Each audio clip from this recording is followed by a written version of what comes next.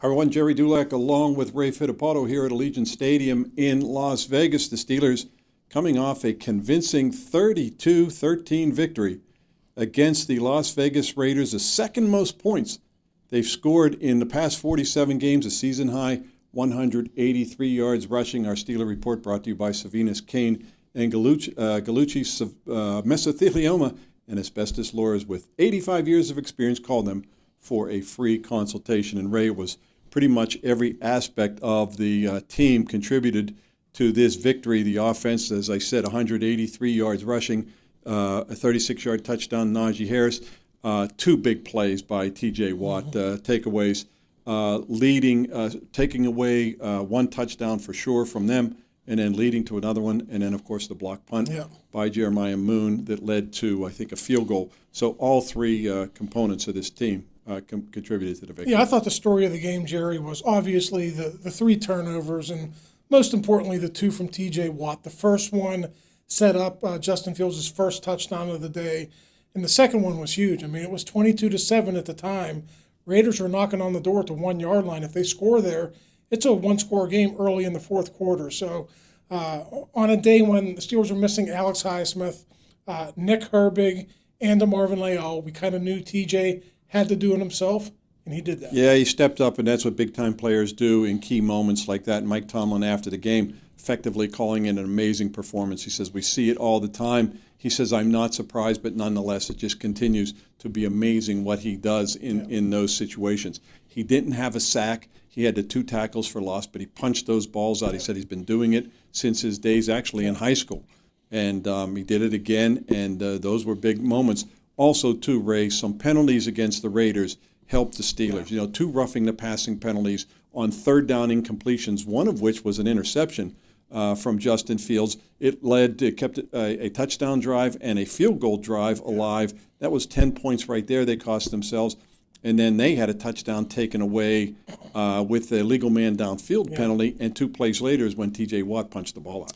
Yeah, I mean, listen, Gerry, if you account for the short fields that the defense gave them, and as you mentioned, the roughing the passer penalties, this was not a day the Steelers' offense went up and down the field against the Raiders. I mean, they did a good job of kicking field goals and eventually scoring some touchdowns, but once again, a slow start. You know, they got it going late in the first half and then in the second half. But if they're going to be a contender in the AFC, and right now they're 4-2, tied atop the AFC North with the Ravens, but down the road, 2 months from now, if they want to be a playoff contender, their passing game has to get much better. Yeah, there's no question about it, Ray. Justin Fields struggled mightily, 14-24, 145 yards, and 31 of those came on that deep pass to George Pickens late in the game. There was one series where he was wildly erratic. I mean, we looked at each other at 3 throws that had no chance of being completed. He said after the game, he goes, look, I've been throwing incompletions all my career. He says everybody does it. Tom Brady does it. He says it happens. It's not going to affect him. But at some point in time, he's going to have to do more than just run the ball. 11 carries, I think it was 59 yards. Again, of course, that helped inflate the rushing totals. As I said, 183 yards. That's the most they've had all year. And he makes plays with his feet, and it helps to compensate by his erratic throws.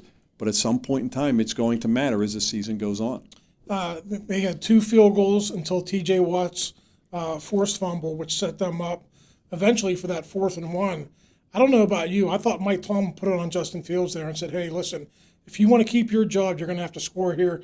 He scored. If he doesn't, Gerry, I wouldn't have been surprised if he went to Russell Wilson at halftime. Well, Ray, there was at one point during the game, during that first half, where I thought, that thought crossed my mind. I also thought that maybe Justin Fields was affected by the fact that Russell Wilson was now the number 2 quarterback for the first time this season, and maybe that he was pressing a little bit. But what we've seen by Justin Fields, he seems to be indifferent to that type of pressure, if you will. Nothing seems to bother him. Right. And here he is with 4 victories. Ray, he's never won more than 5 games in a season, and he's already closing in on that total. But he's going to have to get not so much more accurate, because he's been fairly accurate. He's going to have to make more plays in a passing game. We saw him miss open receivers all day long.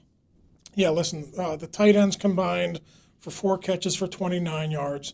George Pickens led the Steelers with 3 for about, I think, in the low 40s. And as you said, Gerry, I think 31 came on that catch at the end there. They're winning in spite of having no passing game whatsoever. I mean, if you look around the NFL, I would venture to say that there's 29, 30 teams in the NFL that throw the ball better than the Steelers. They're winning because of their defense. They're winning because Fields can manufacture plays with his legs. And as you saw today, as that game wore on, the offensive line and the running backs, mainly Najee Harris, were down that Raiders defense. You know, Ray, you look at all season, Najee Harris has been averaging 3.3 yards per carry. That's the lowest average among the top 33 rushers in the league with at least 200 yards rushing. But today, a big game. I think he averaged 7.6 yards, 14 carries, 106 yards, 36-yard touchdown, a 26-yard run, and a 15-yard run in which he was moving the pile. We actually saw two different styles from Najee today. That bruising style where he carried 4 and 5 guys. And then on that 26-yard run, he actually gave a little shimmy move, which you don't see from him. And then on the 36-yard touchdown, he bounced it outside and outraced the defense to the goal line. Yeah, the long, rare long run, we don't see that from Najee very often. What we do see is him carrying piles and being a very angry runner. And I think that's what carried the Steelers' offense today. His ability to get yards after contact was huge. It helped get that running game going, and I think that loosened up that Raiders defense there in the second half. Yeah, that 36-yard touchdown was the second longest run of his career. He's never had a 40-yard or longer run in his career, which is no running back with 3 consecutive 1,000-yard seasons currently has ever done that. He has none, but he was close to doing it today. He was slowing down at about the 10-yard line. He barely got in the end zone. Ray, also 4 more field goals from Chris Boswell. That's 16 for him now on the year. That's most in the AFC. He's missed only 1 kick, but he had another from 50-plus yards. This one, 52 yards. That's 6. That's the second most, I think, tied for third most in the NFL, but most in the AFC. The guy's automatic, but of course, they can't just keep getting field goals. They want touchdowns. But again, 32 points, they're not going to complain. His only miss, a 62-yarder they tried just before halftime. I think it was in the Chargers game. But yeah, you're right. I mean, he's some weeks he's their best offensive player. He's the reason they won the opener in Atlanta, and he's been there for him the entire season. He hasn't missed from between 50 and 59 yards all season. The only kicker among the top guys who have made all those 50-yard field goals to do that, both kickers in front of him, Brandon Aubrey and the kid from Houston, Fairbairn, is that right?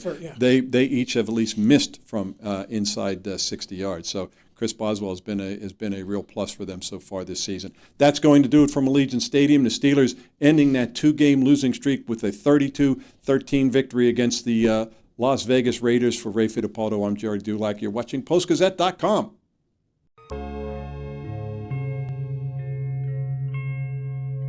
Thank you for checking out this content from Post-Gazette Sports. If you watch this video on YouTube, please like the video and subscribe to our channel. For all of the sports coverage the Post-Gazette has to offer, visit post-gazette.com.